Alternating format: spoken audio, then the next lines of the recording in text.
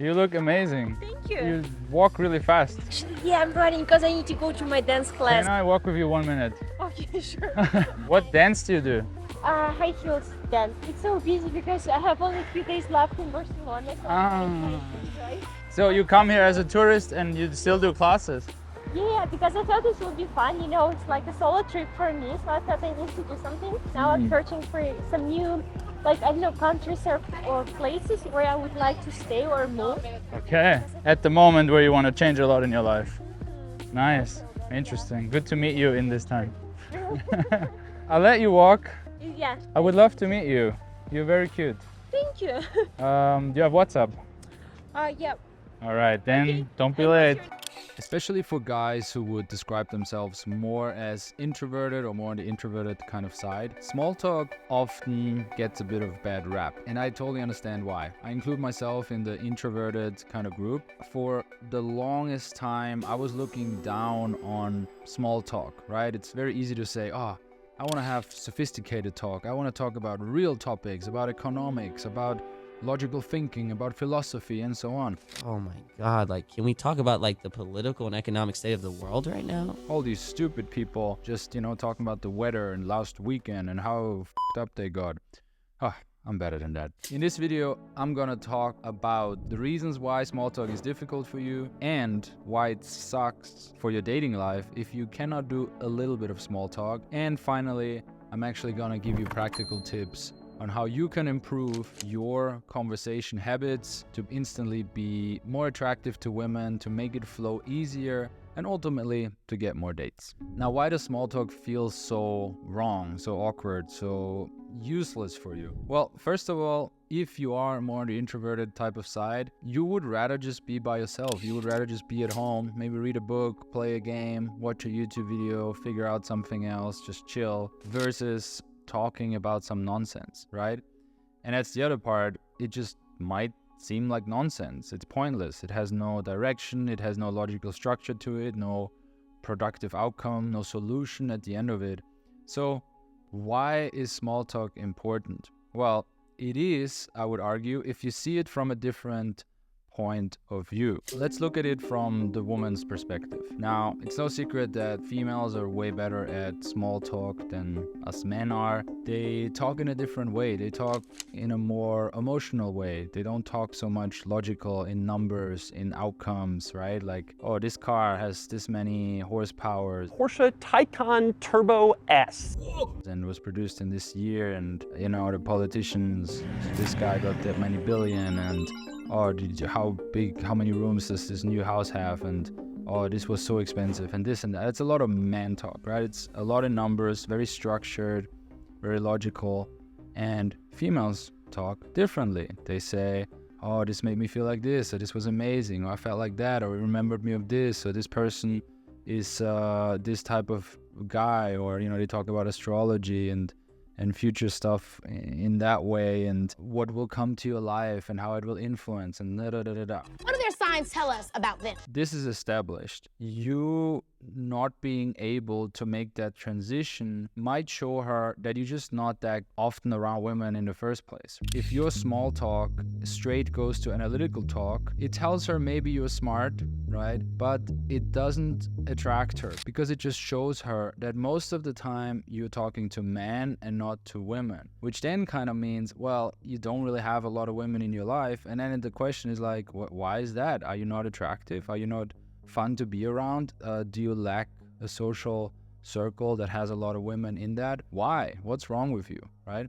So that's kind of the first indicator for her. Secondly, if you can do a little bit of chit chat, right? You can a little bit go into her space, talk a little about emotional stuff, be relaxed, not have this urge to talk about stuff that is so analytical and so purposeful and so deep.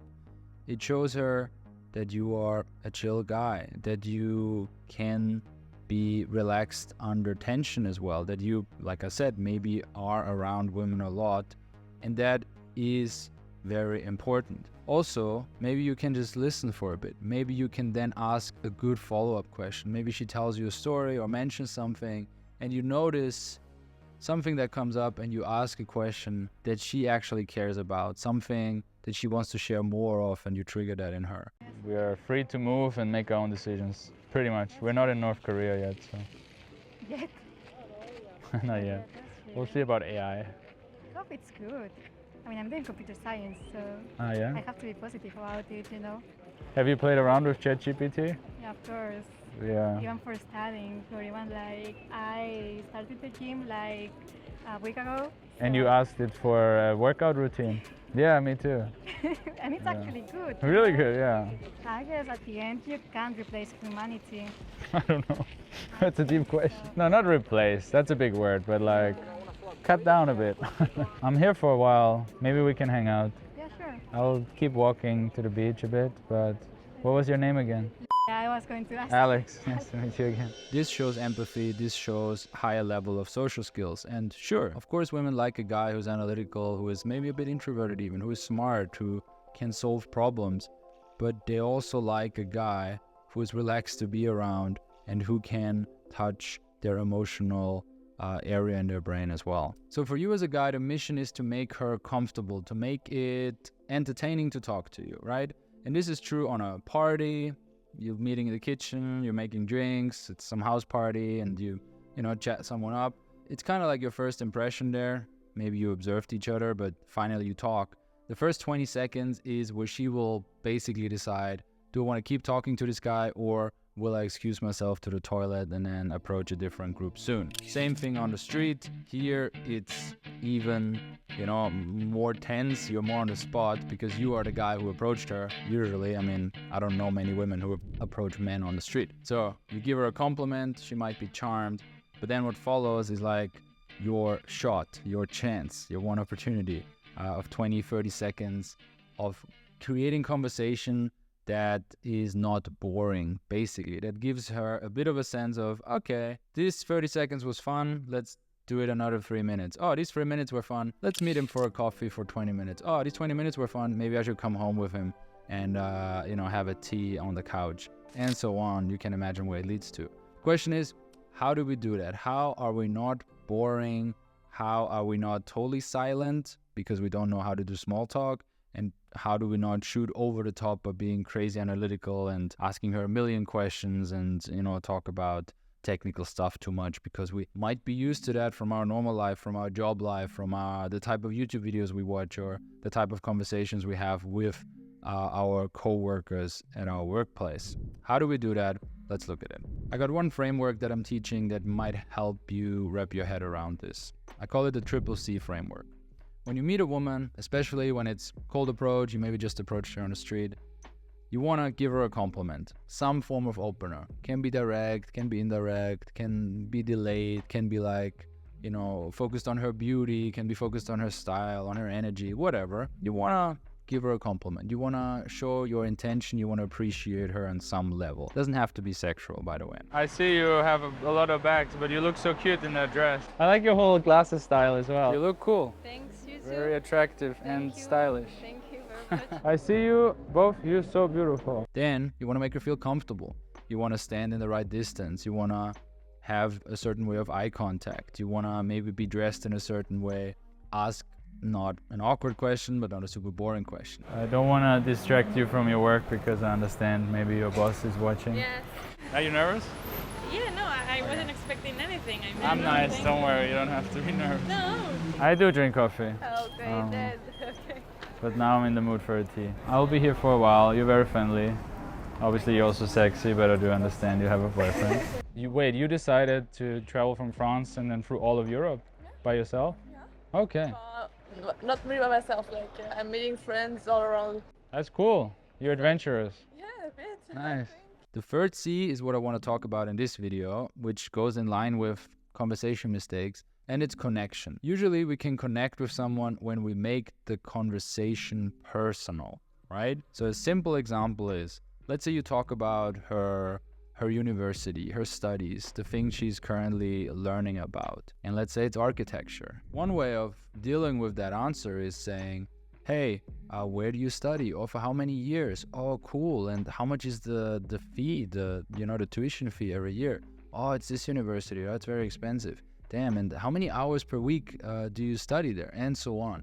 all that stuff is factual, it's number based, it's not really individual to her if you think about it, because that's true for every person in her class. But we can make it personal. We can say, what inspires you about architecture? Oh wow, who is your favorite architect and why?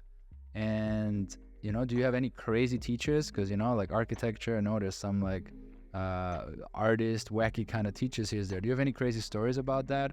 Oh, why does this teacher inspire you so much? Oh, that's interesting. That's cool. That makes sense. Well, I had a teacher in my class when I was studying this and that, and I loved him because of this. So now you're creating a little bit of a connection because you draw something personal out of her that is unique to her, that is her opinion, that is her way of seeing the world.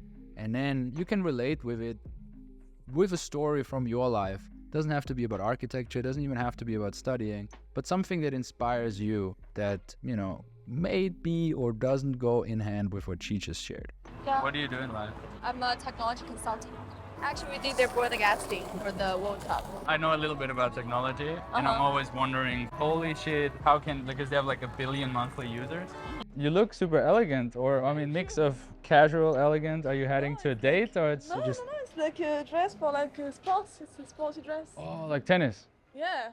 Okay, sweet. What do you do? I own a restaurant. Own a restaurant? That's Yeah. cool. I'm a translator. You seem very passionate when you open Yeah. a restaurant. Yeah, I like to do things. in It's general. possible. That's why like when I saw you like totally open.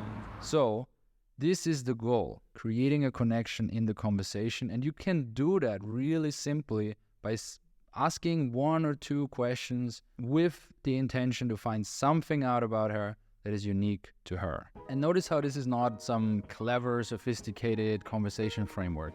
It's literally just making the shift from asking about details to asking about anything that is emotionally connected to her. And you can watch me use this exact framework in my 3-part series. You can click below and download it for free right now, where I'm, on the one hand, talking to ladies on the street that are just cold approached, and I give them a compliment, and I'm creating comfort, and I'm creating connection. And then I'm breaking down all the interactions as well. So it's a 3-part series. You can access it right now down below. One extra tip before we wrap up this video is a lot of the time, the problem is not with what you are saying, but with what you're not saying. How old are you? How old? Yeah. What do you think? 25. 29. Is that... I'm 19. 19, yeah. How is that in France? Because I lived in Ukraine for a while, where this is totally normal. How is it in France? In France, it's not normal. Not normal. It's not normal. What's your attitude towards it? Because for me, 19-year-old women are about the same intellectual level as older guys. I don't think we are the same like intellectual level. I think you're more mature than I am. I hope so, though, yeah. I do my best. Meaning you're not pausing enough, to keep it simple. Most guys think they have to keep the conversation going all the time. Yes, it is your job as a man to create a little bit of intrigue, right? To give her a compliment, to show up, to make the first move.